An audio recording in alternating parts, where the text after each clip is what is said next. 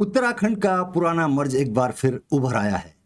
पहाड़ों की शान समझे जाने वाले गुलदार, जो तेंदुए की एक प्रजाति है, अब गांवों का रुख कर रहे हैं। इस बार उनकी मंजिल बकरियां और पहाड़ी कुत्ते नहीं हैं।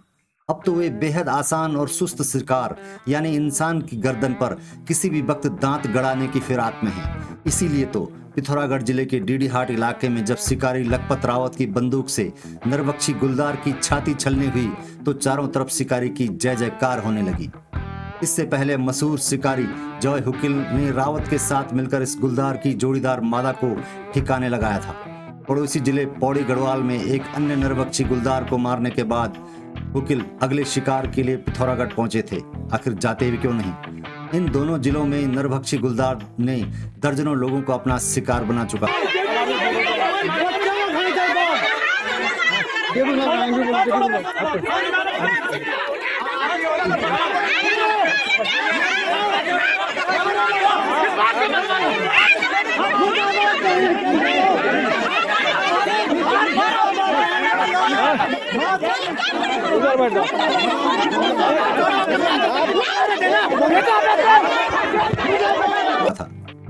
जानवर और इंसान का संघर्ष उत्तराखंड के घने जंगलों से उतरकर अब गांव में चला आया है।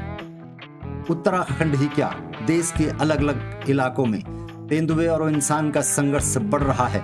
अभी ज्यादा दिन नहीं हुए जब उत्तर प्रदेश के मेरठ शहर में इसलिए अघोषित कर्फ्यू जैसे हालात पैदा हो गए थे, क्योंकि एक तेंदुआ शहर में घूमने लगा और पुलिस फोर्स उसके पीछे चक्कर काट रही थी। आखिर क्यों करते हैं गुलदार इंसानों पर हमले, इसे समझने की कोशिश करते हैं। उत्तराखंड में गुलदार का इंसान पर हमला करना कोई बड़ी खबर नहीं रह गई है। हर दूसरे दिन ऐसा एक वाकया सामने आ ही जाता है। गुलदार और इंसान के बीच का इस संघर्ष अब इतना आम हो गया है कि इन खबरों को पढ़कर भी हमें कोई आश्चर्य नहीं होता। गुलदार और इंसान के बीच इसी संघर्ष का नतीजा है कि आज लोग पलायन कर रहे हैं। पलायन की एक बड़ी वजह यह भी है, लोग अपने खेत खलिहान छोड़कर शहरों की तरफ कूच कर रहे हैं। क्या कभी आपने सोचा कि आखिर इंसान और गुलदार के बीच संघर्ष क्यों शुरू हुआ? कैसे गुलदार आदमखोर हो गए और इंसानों पर हमला करने लगे? जब हम इन सवालों का जवाब ढूंढते हैं तो पता चलता है कि इसकी वजह एक बीमारी बनी, जिसके बाद से इस संघर्ष में लगातार तेजी आई है।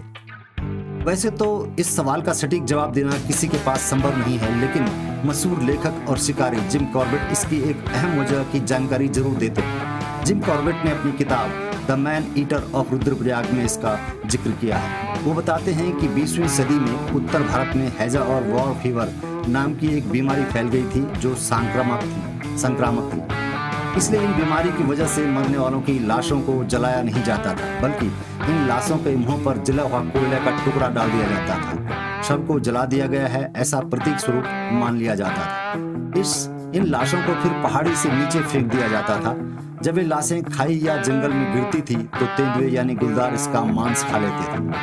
इस प्रक्रिया से तेंदुओं को आसानी से शिकार मिलने लगा और वो आदमखोर बनने की प्रक्रिया की शुरुआत हो गई।